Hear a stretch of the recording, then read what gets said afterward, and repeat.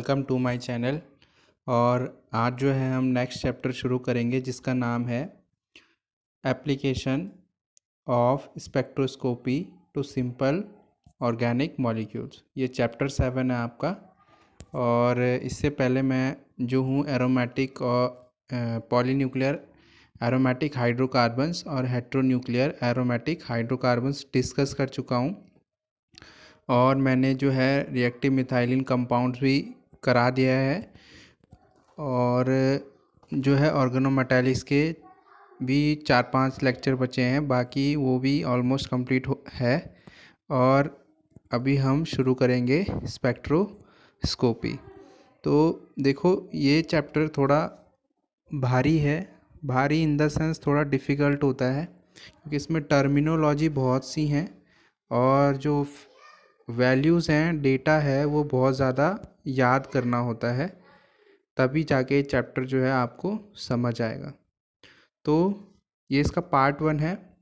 Part 2 भी मैं लेके आऊँगा जिसमें मैं जो इम्पोर्टेंट लॉज हैं 15 मार्क्स के लिए, Lambert's law, Beer's Lambert's law, वो एक ही वीडियो में मैं कवर करूँगा। आज इसका इंट्रोडक्शन देख लेते हैं क्योंकि पहला चैप्टर है। तो देखो, जो स्पेक्ट्रोस्कोपी होता है, स्पेक्ट्रोस्कोपी किसको बोलते हैं? सबसे पहली बात तो spectroscopy is the branch of science which deals with the electromagnetic radiation या ईएमआर मतलब electromagnetic radiation with matter. It is used for determining the structure of molecules. देखो, स्पेक्ट्रोस्कोपी क्या होता है? साइंस है, ब्रांच, ठीक है, science of branch of science है, सॉरी। और ये क्या करता है? इलेक्ट्रोमैग्नेटिक रेडिएशन से डील करता है। इलेक्ट्रोमैग्नेटिक रेडिएशंस होता है ना हमारे पास, यूवी रेडिएशंस, विजिबल रेडिएशंस, ठीक है, माइक्रोवेव, रेडियो वेव्स, ये सारे के सारे क्या होते हैं? Electromagnetic radiation. यहाँ पर स्पेक्ट्रोस्कोपी में हम करते क्या हैं कि से फॉर एग्जांपल मेरे पास कोई भी सॉलिड है, कोई भी सॉलिड है मेरे पास। तो से फॉर एग्जांपल मुझे ये सॉलिड जो है कंपाउंड मुझे मिला है और मुझे नहीं पता कि इसका क्या स्ट्रक्चर है, ठीक है, इसके अंदर जो पार्टिकल्स का अरेंजमेंट है, ऐसे इस तरह से जो इलेक्ट्रॉन्स हैं वो किस वे में अरेंज्ड है, ठीक है। तो उसको पता करने के लिए हमको आना पड़ता है स्पेक्ट्रोस्कोपी की तरफ।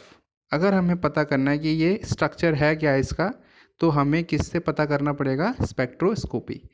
स्पेक्ट्रोस्कोपी तीनों ब्रांचेस में होती हैं, दैट इज़ फिजिकल में, इनऑर्गेनिक में और ऑर्गेनिक में। तो ऑर्गेनिक स्पेक्ट्रोस्कोपी में हम पढ़ते हैं यूवी विजिबल, बहुत सारी आती हैं। तो क्या करते हैं, देखो, स्पेक्ट्रोस्कोपी में यहाँ से रेडिएशंस भेजते हैं, ठीक है, यहाँ से क्या भेजते हैं? रेडिएशंस। और ये रेडिएशंस यहाँ से बाहर निकलती हैं।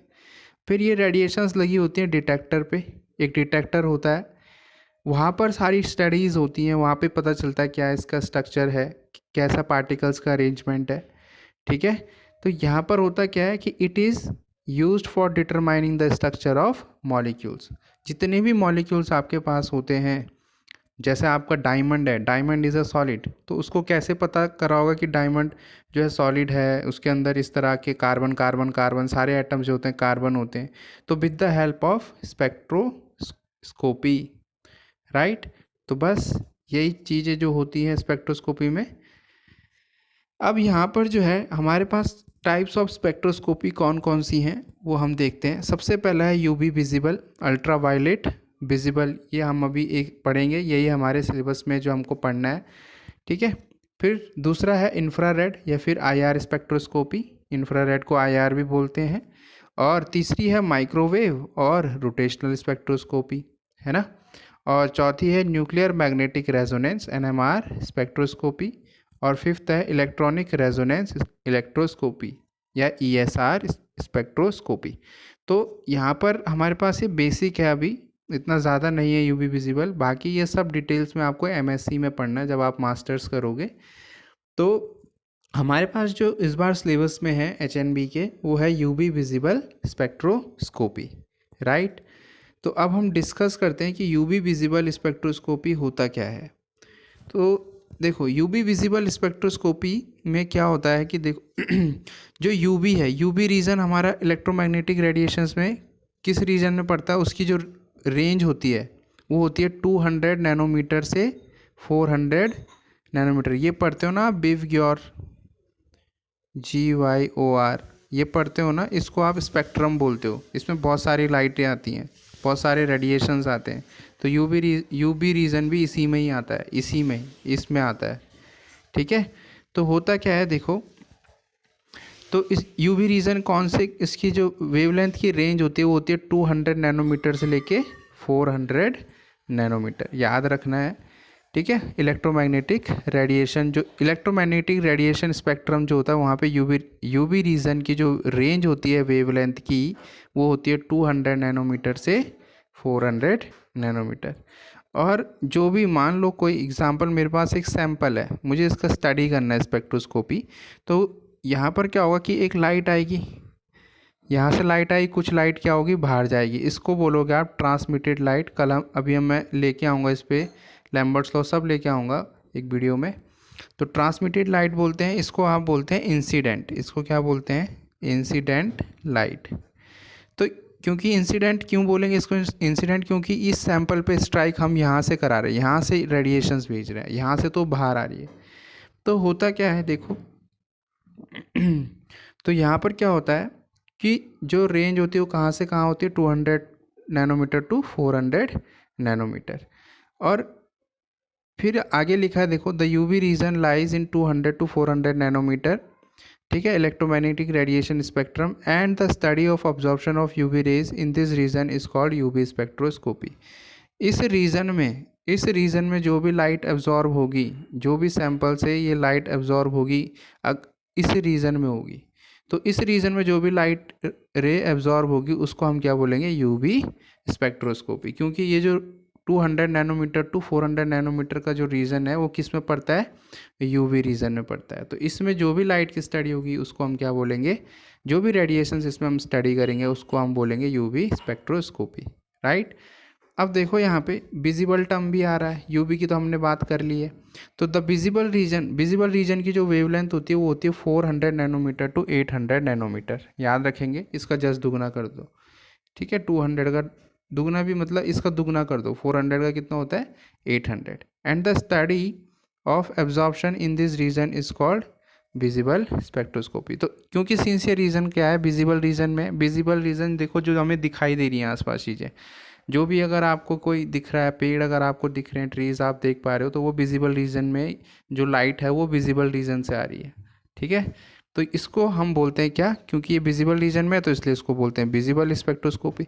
इन दोनों को अगर कंबाइन करें, किसको, यूवी रीजन को या यूवी स्पेक्ट्रोस्कोपी को और विजिबल स्पेक्ट्रोस्कोपी को, तो क्या बनता है, यूवी विजिबल स्पेक्ट्रोस्कोपी। राइट,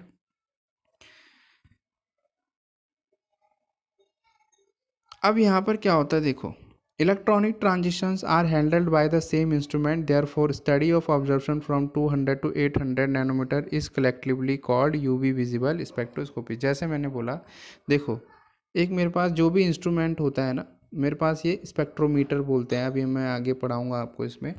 तो यहाँ पर होता क्या है कि जो भी रेडिएशंस आती हैं हमारे पास ऐसे करके इस तरह से, वो उनकी जो रेंज होती है ना वो होती है 200 नैनोमीटर से लेके 800 नैनोमीटर।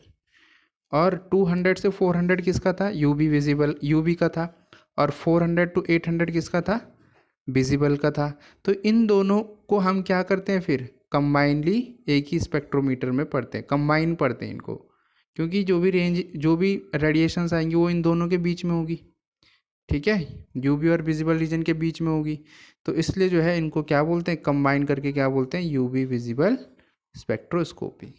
राइट, अब हम देखते हैं कि लॉज कौन से हैं। अब ये जो लॉज के डेरिवेशंस हैं वो मैं कल लेके आऊँगा, बहुत ज़्यादा इंपॉर्टेंट है। थोड़ा हम इसका बेसिक देख लेते हैं कौन कौन से लॉज जो है हमारे स्पेक्ट्रोस्कोपी में होते हैं। ठीक है, तो सबसे पहले आता है लॉज गवर्निंग स्पेक्ट्रोस्कोपी, उसमें सबसे पहला आता है लैम्बर्ट्स लॉ। ठीक है, this law states that the amount of light absorbed bye a pure substance depends on intensity of light and thickness of the sample. से फॉर एग्जांपल मैंने ये सैंपल यहाँ पे बनाया है, ये क्या है, सैंपल है, यहाँ पे ये सैंपल है इस तरह से। ठीक है, ये क्या है, सैंपल है। अब से फॉर एग्जांपल मैं यहाँ से एक इंसिडेंट ईएमआर, ईएमआर मतलब होता है इलेक्ट्रोमैग्नेटिक रेडिएशन। एक इंसिडेंट रेडिएशन भेजता हूँ, यूवी भेजता हूँ, यूवी रेज भेजता हूँ। तो यहाँ पर होता क्या है कि देखो, क्योंकि जैसे जैसे यूवी रेज जो है, यूवी रेडिएशंस अंदर जाएंगे, अंदर पेनिट्रेट करेंगी सॉल्यूशन के, तो क्या होगी कि जो यहाँ पर जो इसकी इंटेंसिटी है, यानी एनर्जी जो होगी यहाँ पर इस जगह बाहर, जब वो पेनिट्रेट नहीं करा सॉल्यूशन में रेडिएशंस, तो उस समय वो एनर्जी क्या होगी, ज़्यादा होगी। जैसे जैसे वो रेज जो है अंदर एंटर करेंगी, सॉल्यूशन के अंदर एंटर करेंगी, तो इनकी जो इंटेंसिटी होगी या एनर्जी आप बोलो, वो डिक्रीज़ करेगी लेयर टू लेयर, क्योंकि सैंपल है, सैंपल में लेयर होंगी बहुत सारी। ठीक है, तो जैसे जैसे जो रे है अंदर बढ़ेंगी, रेडिएशंस अंदर जाएंगी, उनकी जो इंटेंसिटी है या एनर्जी आप बोलो, वो डिक्रीज़ होने लग जाएगी, क्योंकि जो है थिकनेस बढ़ेगी। थिकनेस जानते हो, मोटाई, मोटापा जो बोलते हो, थिकनेस यानी मोटा। ठीक है, तो थिकनेस बढ़ेगी सैंपल की, तो क्या होगा कि जो ये रेडिएशन है इनमें रुकावट आएगी। अब ये उतनी तेज़ी से ट्रैवल नहीं कर पाएंगी जितनी तेज़ी से बाहर ट्रैवल कर पा रही थी।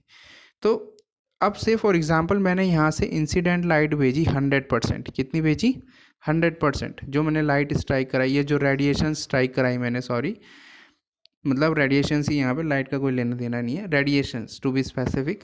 तो क्या हुआ कि जो ट्रांसमिटेड लाइट है वो बाहर आई।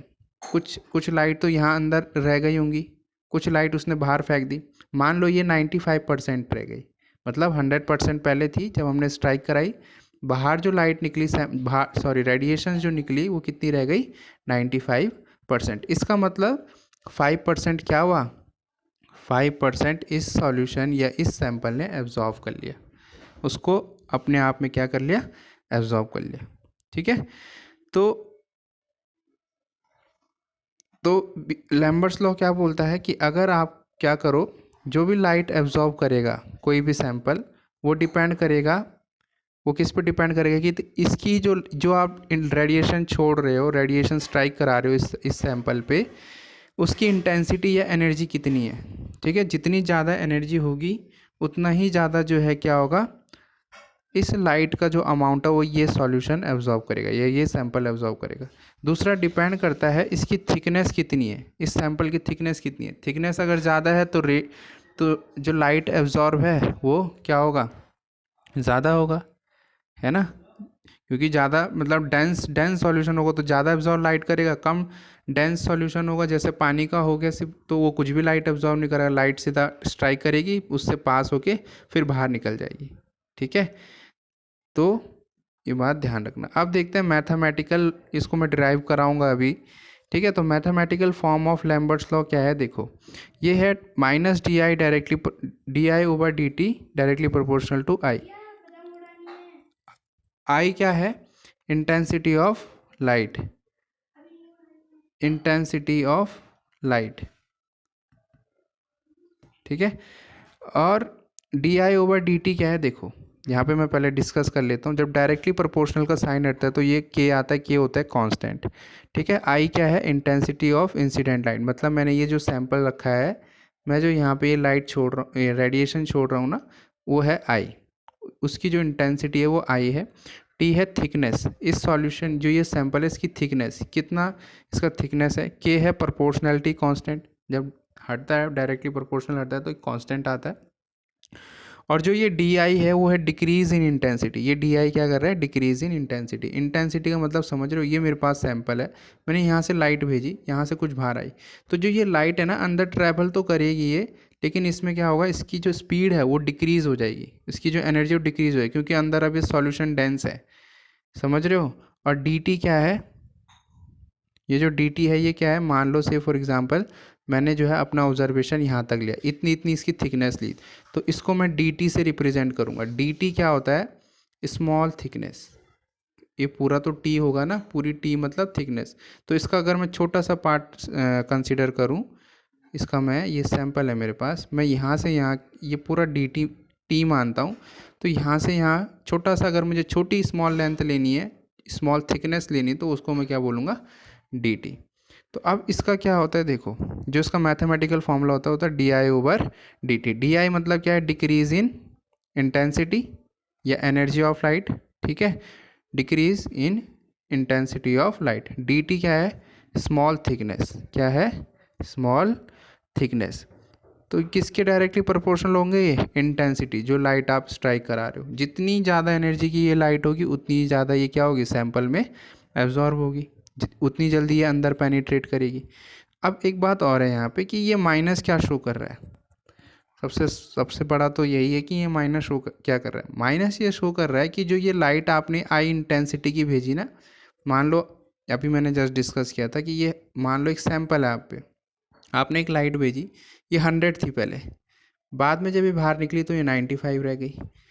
तो इंटेंसिटी या एनर्जी पहले 100 थी, जब बाहर निकली वो सैंपल के तो कितनी रह गई? 95। तो यहाँ से ये समझ आता है हमें कि इसकी जो इंटेंसिटी है वो क्या हो गई? अब घट गई, 100 से कितनी हो गई? 95। तो सिंस इंटेंसिटी या एनर्जी घट रही है रेडिएशन की, तो घटने को हम किससे दिखाते हैं? माइनस से, नेगेटिव साइन से दिखाते हैं अगर कोई चीज़ डिक्रीज़ हो रही है। तो ये नेगेटिव साइन शो कर रहा है कि जो इंटेंसिटी है लाइट की वो सैंपल से पास होने के बाद क्या हो रही है? डिक्रीज़ हो रही है। तो ये कुछ बेसिक्स टर्म्स थी। कल मैं इसमें बहुत सारे इंपॉर्टेंट लेक्चर्स लेके आऊँगा। बीयर्स लॉ, ठीक है, लैम्बर्ट्स लॉ, ये बहुत ज़्यादा इम्पोर्टेंट है। इस चैप्टर से इनमें से एक लॉ पक्का आता है। तो कल फिर मिलते हैं नेक्स्ट पार्ट में। तब तक इसको शेयर करें और वीडियोस को देखें। आप लोग देखते नहीं हो, आप ही का लॉस है। Thank you.